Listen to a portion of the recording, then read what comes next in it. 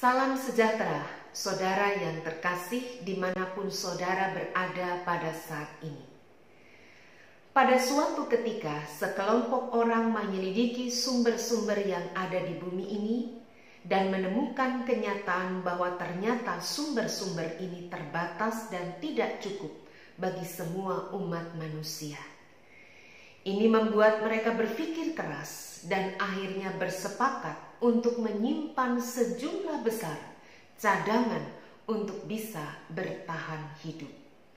Sedemikian banyaknya mereka menimbun sehingga membuat kelompok yang lain menjadi gusar. Kelompok itu berkata, "Bagilah kepada kami."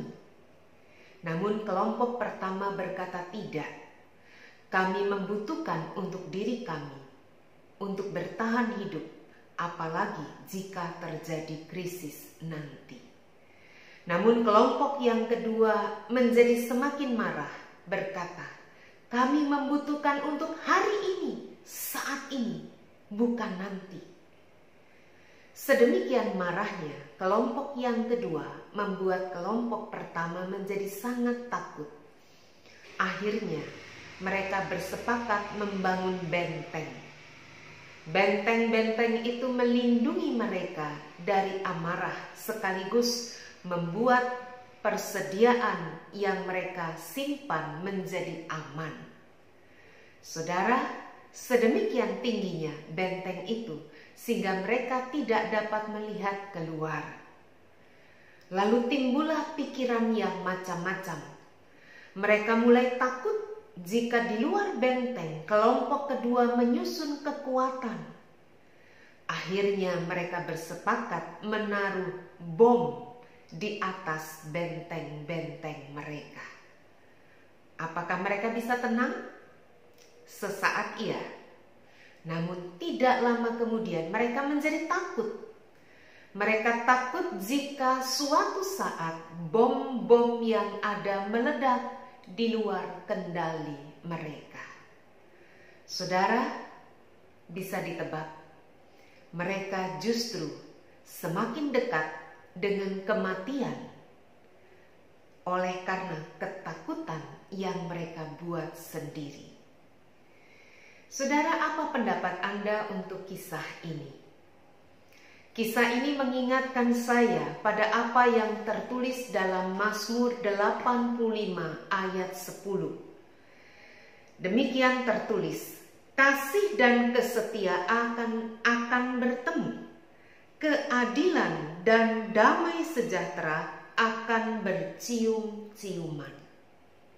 Saudara, bagian ini sangat sederhana dan mudah kita mengerti. Kasih dan kesetiaan akan bertemu. Di mana ada kasih, di situ ada kesetiaan.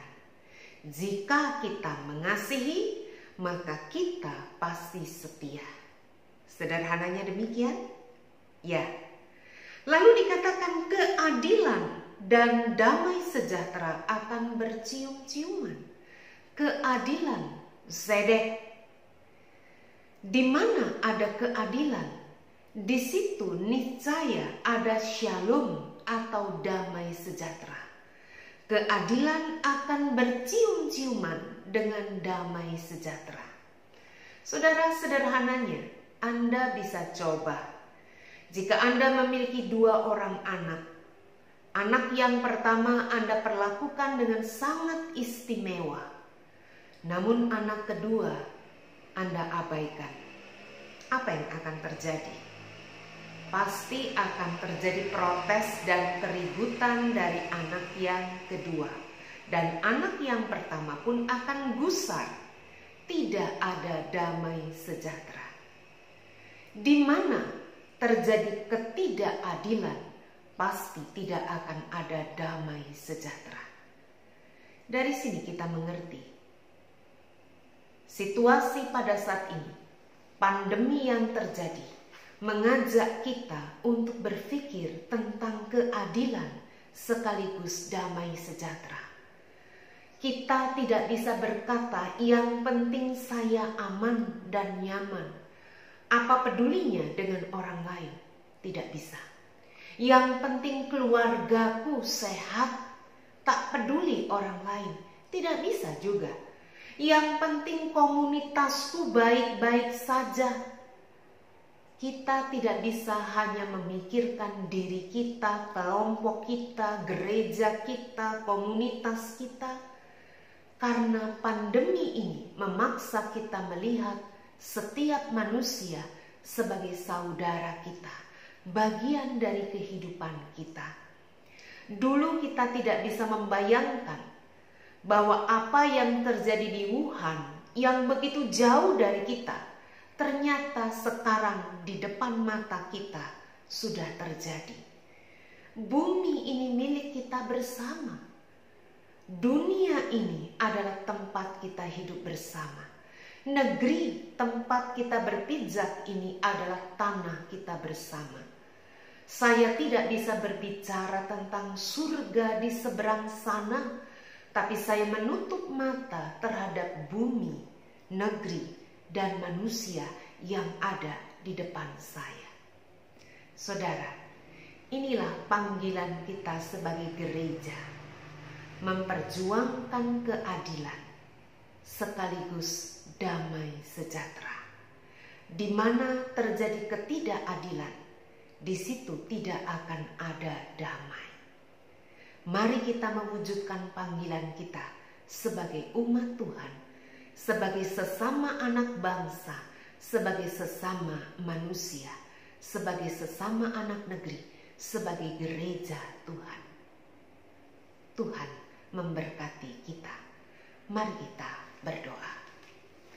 Tuhan, ajarlah kami untuk melihat sesama kami seperti Tuhan melihat mereka.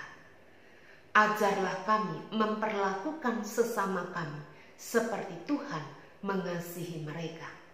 Jadikanlah kami tangan Kristus yang menegakkan setiap bahu yang terkulai, yang memperjuangkan keadilan bagi setiap orang yang terabaikan.